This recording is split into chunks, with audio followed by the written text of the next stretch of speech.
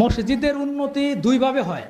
একটা হচ্ছে অবকাঠামোগত উন্নয়ন, আর একটা হচ্ছে আদর্শের উন্নয়ন। অবকাঠামোগত উন্নয়ন বলতে এই যে মসজিদের যে অবয়ব আছে, মসজিদের যে কাঠামো আছে, এই যে ধরেন মসজিদের একটা বিল্ডিং হয়েছে, অজুখানা হয়েছে, বা আরো কিছু এসি ফ্যান, এগুলা, এই যেটা হচ্ছে মসজিদের অবকাঠামোগত উন্নয়ন। এই অবকাঠামোগত উন্নয়ন যতটুকু হয়েছে, এখন আপাতত ঠান্ডার কারণে শুধু কার্পেট বা আর আনুষঙ্গিক কিছু হইলেই চলে যাবে। অন্তত 50 বছর কাজ না করলে মসজিদে কিছু সমস্যা হবে না। কিন্তু যে উন্নয়নটা বেশি দরকার সেটা হচ্ছে আদর্শিক উন্নয়ন। আমাদের সমাজের আদর্শিকভাবে একটা উন্নয়ন দরকার। অবকাঠামোগত উন্নয়ন এটা সহজ, আপনারা করছেন। আমি যখন 5 বছর আগে এখানে দায়িত্বে আসছিলাম, 50 অথবা 60,000 টাকা ক্যাশ ছিল। সেইখান থেকে 15 থেকে 16 লক্ষ টাকার কাজ হয়েছে।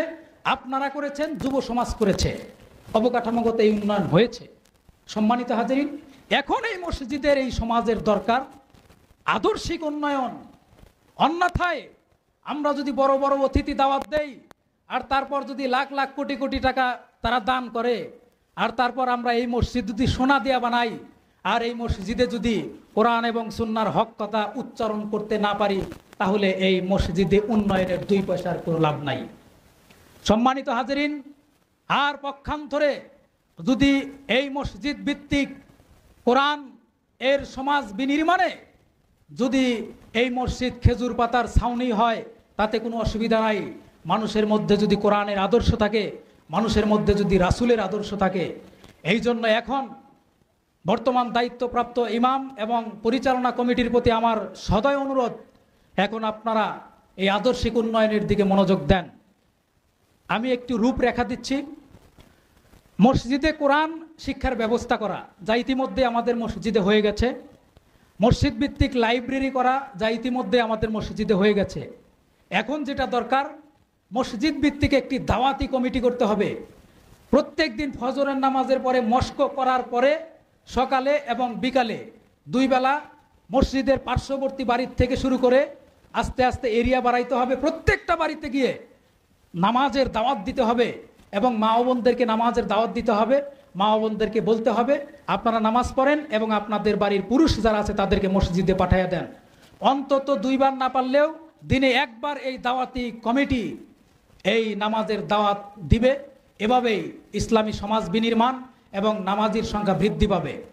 রাসূল সাল্লাল্লাহু আলাইহি ওয়াসাল্লাম বলেন, লা গাদওয়াতুন ফি সাবিলিল্লাহি আও রাওহাতুন খায়রুম মিনাদ দুনিয়া ওয়া মা ফিহা। কেউ যদি 1 সকাল অথবা 1 সন্ধ্যা আল্লাহর রাস্তায় সময় দেয়, তাহলে তা দুনিয়া এবং দুনিয়ার মধ্যবর্তী যা কিছু আছে তার চাইতে উত্তম। সুবহানাল্লাহ। সম্মানিত হাজিরিন, এভাবেই আমাদের সমাজ, কোরআনী সমাজ বিনির্মাণ করতে হবে। সাপ্তাহিক অথবা অন্তত মাসে 1 দিন তালিমের ব্যবস্থা করতে হবে।